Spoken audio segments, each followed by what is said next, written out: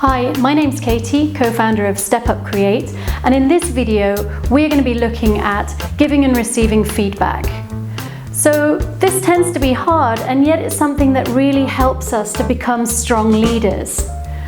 For us, often it's very difficult to be able to call someone out when they've perhaps not exhibited the behavior that is appropriate for the team or that is helping us to get the job done.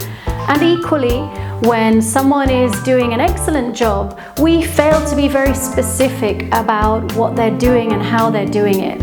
So how can we manage this? How can we become better at giving feedback?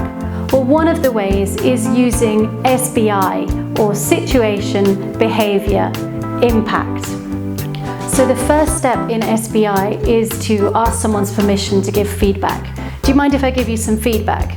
Can I give you some feedback on this? Of course, most people will say yes, and then you can move into situations. So this is really specifically describing the situation. For example, in the meeting this morning when we were discussing XYZ project, which your department is going to take the lead on, then we can move on to the behavior. This is the specific behavior of the other person. So you said that my team would hand over all of the materials by next Wednesday.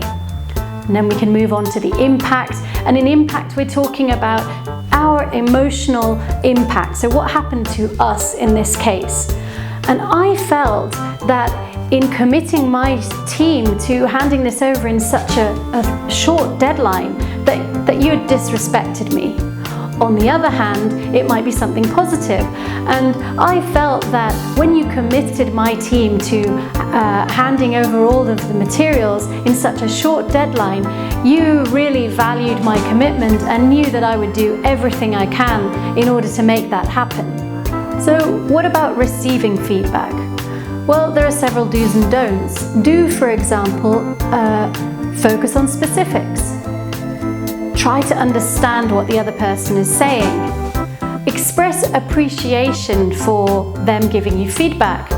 And finally, give yourself time to process this information. So what shouldn't you do when receiving feedback? Well, first of all, don't try to explain.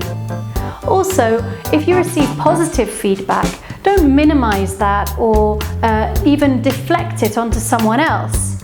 And certainly when you receive negative feedback, don't get angry. Just take on board what the other person is saying, try to understand it, and then you can process it in your own way. And if they have used the SBI method, then you'll find it a much easier way of incorporating that feedback into what you're doing and therefore becoming a better, stronger leader.